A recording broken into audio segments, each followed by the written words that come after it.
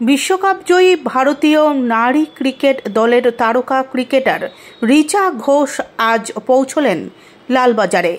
Kolkata police commissioner Manoj Verma তার হাতে সংবর্ধনা তুলে দেন। বিকেল 4টে নাগাদ লালবাজার চত্বরে এই সংবর্ধনা অনুষ্ঠান অনুষ্ঠিত হয়। শহরের গর্ব রিচা ঘোষের এই আগমনকে ঘিরে পুলিশ সদর দফতরে ছিল উৎসবের আবহ। বিশ্বকাপ জয়ী এই তরুণ ক্রিকেটারের সংবর্ধনায় লালবাজার আজ পরিণত হয়েছিল এক উচ্ছ্বাসমুখর উৎসবে।